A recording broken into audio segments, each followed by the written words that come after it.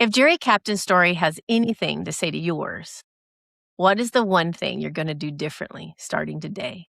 We have spent this entire season sitting with a man who has been through things that would have broken most people. Childhood violence, poverty, kidnapping, a father in jail, a mother who used love as a weapon, combat tours, coming home to an empty house, parent alienation, a career he had to give up, a daughter that he is staying home while she's dying. And through it all, he's still standing, he's still choosing, and he's still here.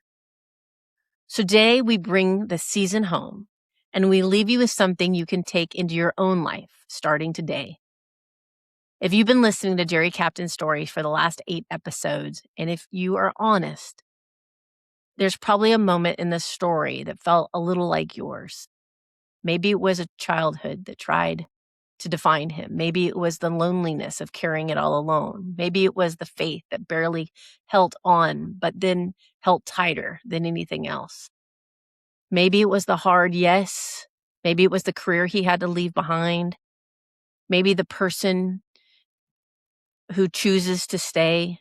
Somewhere in this season, Jerry's story, I hope, touched yours.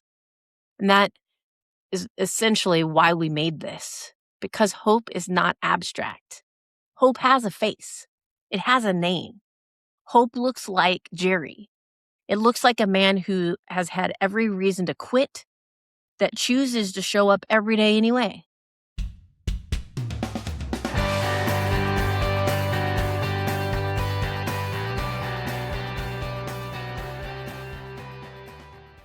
So today, Jerry and I together are going to sit on the couch and allow Jada to interview us so we can bring this home, so that we hope that what we have walked through can be inspiration and hopeful to you. And I really hope you understand, listeners, how much we appreciate you listening. I pray that you know our heart is that we are not monetized by this podcast as of this recording. This is out of our heart. We want you to know you're not alone. We want you to please share this podcast with other people, especially this season with men you know. Don't let them think they have to be alone. Don't let anyone think that they're alone. There is hope, no matter what storm you're walking through. We do have to ask you to like and subscribe because algorithms demand that. And we would love to get your comments so you can tell us what we're doing well and what we could do better. But I am telling you, please share this with somebody because it could change their life. And that's what we're in the business of doing, is impact. Now, Jada, you're going to name some shame, and then we're going to have some fun where you're going to interview Jerry and I. And then you guys know we'll wrap it up with the rubber meets the road. Absolutely. Well, I'm honored and excited to interview you guys. It's not very often that I get to interview. It's always, whenever I'm interviewing Athena. So this is fun for me. But yes, let's start with naming the shame today. So the lie that people in hard seasons typically tell themselves most often is, my situation is different. My hard thing is too specific. Nobody else would or could understand. And Jerry's story is inspiring, but it doesn't apply to me. Maybe you've even said that to yourself while listening to this season. And I think that's the lie that keeps people isolated inside their own pain, when the very thing that could help them is the story of someone else who has made it through. So here's the truth. You do not have to have Jerry's exact story for his story to speak into yours. You just have to find a place where it touched you and ask, what does that mean for my life? So the research and what it tells us about the power of stories and how they can change lives starts with the neuroscience. Shocker, I always love neuroscience. And the first one is neuroscience research shows that when we hear a story that resonates with our own experience, our brain synchronizes with the storytellers, which is a phenomenon called neurocoupling. We do not just understand their experience intellectually, we feel it, and that feeling has the power to shift our perspective, our behavior, and our belief about what is possible for us. The second is studies on hope theory show that hope is not simply an emotion, it's a cognitive process made up of 2 things: the belief that a better future is possible and the belief that you have what it takes to get there. Hearing stories of people who have survived what felt unsurvivable directly builds both of those beliefs to the listener. The third is research on post-traumatic growth shows that one of the most reliable pathways to finding meaning after suffering is bearing witness to others who have found it. Jerry's story is not just his story, it is evidence, living, breathing, still in process evidence that hard things do not have to be the end of yours. And story or studies on resilience consistently show that the single most transformative question a person in a hard season can ask is not, why is this happening to me? But what can I do with this? And that shift from victim to agent in your own life is where hope is born. So Jerry's story has been speaking into yours this entire season. And now it's your turn to decide what to do with it. So we're going to move into the interview, and I'm going to start with some questions for Jerry and sprinkle some in for Athena and both of them as well. It's going to be a fun styled interview. If you have a pen and paper, you may want to pull it out or save this podcast. You can come back to it because I'm sure they're going to share some nuggets of knowledge with us today. So let's start off with, Jerry, we've spent 6 episodes with you in your story, and looking back over everything you've shared this season, what is the one thing that you hope that most people, or even just someone, took away from hearing your story? It's a great question, Jada. If I could hope that anyone would get something away from, would be able to have a takeaway from it, is that there is hope. On on dark and stormy days, that's a day. There are sunny days coming. I promise. They always come back around. There's actually a song first song that comes to mind that it's fairly new. It's by Bailey Zimmerman, and it's called Backup Plan. And the lyrics are really good. Yeah. But I really like the lyrics. There's one piece though that it's part of the chorus that says, "Getting back up is the only backup plan you need." And that resonates with me really well. I love that. I haven't heard that song, but I actually do like Bailey Zimmerman, so I need to listen to that. You do. That's a I'm really good. so behind good. on pop culture, it's not even funny. I feel like I hear songs a year after they're produced, and then I'm like, oh, it's a brand new song. And my friends are like, yeah, that's not new. But anyways, that's beside the point. I need to listen to that song. That sounds like a really good lyric that probably resonates with a lot of people listening to this season as well. So, Athena, I know you've watched Jerry tell his story across this entire season. You've been the one to ask the questions. What has surprised you that he has said, maybe that even you needed to hear? Couple of things. And one thing I want to say that was interesting to me this season is how difficult it was for him to share it. And his willingness to be vulnerable while still walking in it. And I think that surprised me because he and I are living in it every day. And I think that it speaks to the authenticity of the story, that it's difficult for him to share this because he's in it and it's so emotional and so big. And so I'm thankful that he was willing to be vulnerable while he's in the storm still in order to help people. So that was something that really I was surprised. But another thing that is, he talks a lot about in all the episodes about the truth that it's scary, it's hard. Like one of the episodes is like jumping out of a plane, hoping God will give you wings. I love that he didn't sugarcoat it. He talked a lot about his faith, but he didn't say my faith makes me unfeeling. Yeah. And I appreciated that. He's saying, no, all the feels are there. My identity been shaken. My bank account's been shaken. All of these things have been rocked. But it doesn't matter. You need to do it anyway. And I needed to hear that. There's some decisions I have to make coming up this year. And as he was talking, and the more he talked about, you just got to jump, you got to do it, I personally sat back and said, Athena, you got some things that it's time for you to jump and pray for the wings. And so I'm thankful that he shared that. And but he also gave me permission to be scared. Yes, I think that's the big thing too, and, like, something that really stuck out to me personally is it just because 'cause you're scared doesn't mean you can't do it or you won't do it. It's really the courage that you have to have that courage to take the leap or jump out of the airplane without wings, but it doesn't mean you can't do it or you shouldn't do it, it's life is scary, but you only You got know, one life.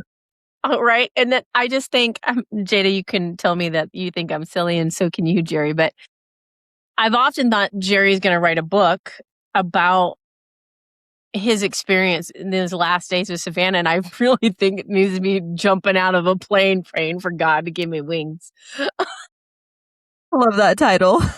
Me, Hey, that would catch some eyes, I'm I sure, on a know. bookshelf. I'm telling you. But anyway. Oh, man. Okay, this next question is for both of you guys because, Athena, you've been interviewing, and Jerry, you've been being interviewed this whole season. First, I want to thank you guys both for being honest and just raw that, the fact that it is a struggle right now. The struggle is real. That faith and commitment are what you're standing on when everything else is shifting around you, when the day to day is so unknown. Mhm. So, can you paint a picture of what that looks like to practically choose each other whenever you're running on empty and on the hardest days? Babe, do you want to start? Um, well, choosing each other, is that the question? How do we Yeah, choose? like what does that practically look like? How do you continue to choose each other when you are both running on empty? Well, I would start with saying, especially lately, we've both been running on empty. And I mean the type of empty where the tank doesn't even have fumes left in it, much less any fuel. It Amen. is just, I mean, it's like somebody, I mean, there's nothing left. Yeah, But the tank's gone. what? The Oh, The yeah, the tank tank tank, is withered gone. away. the tank, yeah, the fuel tank is even missing. Yeah. We put, so to get through it all, you just, and I've said this before on one of the other ones a little bit, but you put one foot in front of the other every day to make the right decisions for that day and for that week. And sometimes that's all you can do is, okay, what do I have to do today? And how do I focus on the next few days and the week that's ahead of me so I can also make the right decisions? Because I was told when I was a lot younger that to not make decisions when you're fatigued or Mm. you're tired because you could easily make the wrong decision. So you have to be more careful about the decisions. But I will say that also a decision that to continuing choosing her as my running mate, my wife, my best friend, that's not even a question. That's just a given for me that I don't wane from that at all. I mean, that's just solid. That's raw. It's basically chiseled in granite in my mind. Say the same thing. I think that choosing each other, going through what we're going through, Jada, as a you get a future therapist, the divorce rate for something like this and having a child pass is excessively high. And we can understand why. There right now we have career pressure, financial pressure, emotional pressure, and anticipatory grief. We have it all. um, and so one of the best things that's happened to us is what Jerry just said, and that is the staying together is chiseled in stone. That it's not an option. We can feel all the feels, we can all that, but walking away from each other is just not it can't even enter the brain. We made a choice in front of God a long time ago. We will continue to honor that. Now, and I know that's not traditional, but because our relationship is only functions because of our faith. Jerry and I are two broken, imperfect people that have relied on our faith to keep us together. So can we just give the credit where that's due for a second? Amen. Right? Right. Yeah. So it's not like we have this perfect marriage. We have a normal, hard marriage. Two people, high ACE scores, lots of trauma in our past. Both of us have PTSD. And then you add Savannah into the mix, right? Yeah, that's just a combination for cray cray. But in the middle of that cray cray, we have a Heavenly Father that is the glue. And so he holds us together. He reminds us why he put us together.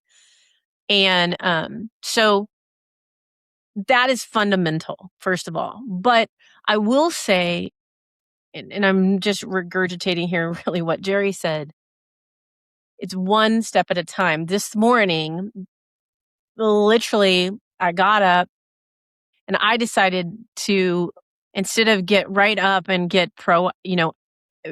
productive, which is Athena normal, I got up this morning, it was raining outside, and I went in and Savannah was awake and I just sat in her room for an hour with her. That was intentional. I wanted to do that. And then after that, like Jerry and I literally, if you had a camera on us, we literally are like, okay, I got to take a shower. I need to make the bed. I got to make my lunch. These are my appointments for the day. Let's pray together. We're literally just done. And we're just reminded that you just got to get the one more step. You just got to do that one more thing. And we're just achieving those things. And as we're achieving, we're also making sure we're talking about, are we giving Savannah what she needs today? Are we going to hang out today? Is there time for us today? And so it's a lot of communication on what other people may think are mundane things. And I think that's good too. Just to painting that picture of what that looks like. Sometimes it's making decisions hour by hour. It's not making decisions for 2 weeks from now. And really just living in the moment that you're in and being faithful with where your feet are planted at that very moment. Yeah, absolutely. So thank you for sharing that. And then Jerry, to the person that's listening right now, who's in the middle of something hard, who maybe sees a piece of their story in yours, what's one thing that you want them to walk away and do differently starting today?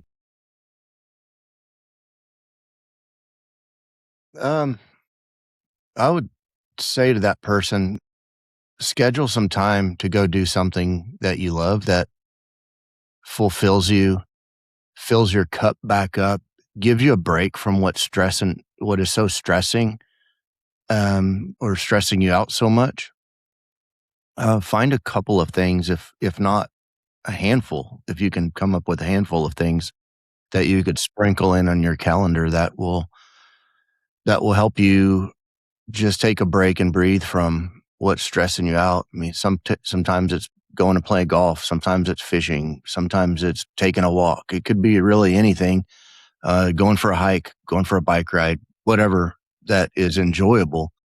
That also gives you a break from that daily stress that can be sometimes just really overwhelming, frankly. That reminds me, or just it makes me think of too, I have a number of friends that are stay-at-home moms, and the ones that are always the most happy in their role as a stay-at-home mom are the ones that have something outside of being a caregiver. They have Yeah. something that is their own hobby. And so I think, Jerry, you just even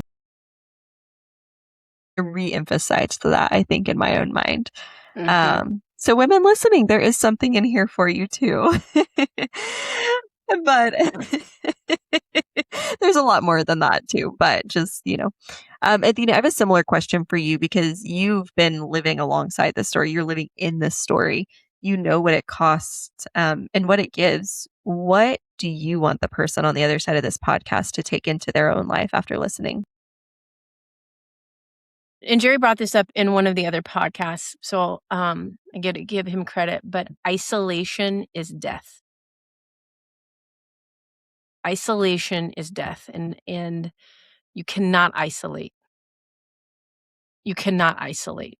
I have had to fight wanting to isolate. I have felt like I didn't have the energy or whatever. What all the things that make you want to isolate, right? I have really had to fight that in this journey. And the best thing that I have done for me is reaching out to people that give me energy. So not people who take energy from me, but people who give me energy. And I am intentional to schedule time with them. For me, it's Savannah and I going on a walk with them on Saturday and Sunday mornings, or a girls' night occasionally. It's very intentional getting reconnected with people who bring life into my life and not allowing that darkness of isolation to win. That's good. Thank you for sharing that, Athena. Jerry, if you could go back and say one thing to the version of yourself that was getting off that plane in Iraq, arriving home to an empty room with no one waiting, what would you say to him? I would tell him, hey, man, I know this really sucks right now. It's not going to be like this forever. This is just a moment in time that you're walking through. Things are going to get better. They will get better. And by the way, the light at the end of the tunnel is not an oncoming train. It's a brighter day that's coming your way. Oh, Mic drop. mic drop. I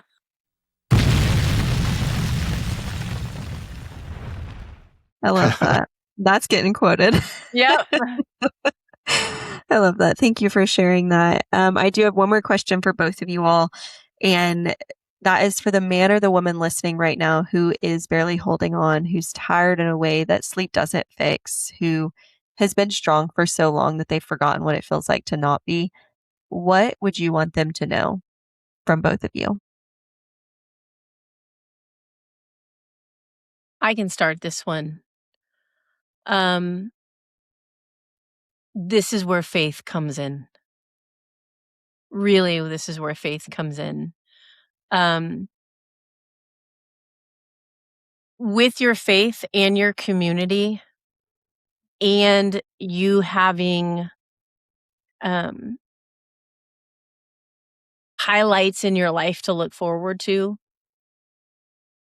you can do it exhausted. You can get through it. We are exhausted, and yet we're getting through it. What would you say, Jerry? I'd go back to my kind of piggyback on my last comment about the light at the end of the tunnel. Mm-hmm. We're still in it, Mm-hmm. you and I.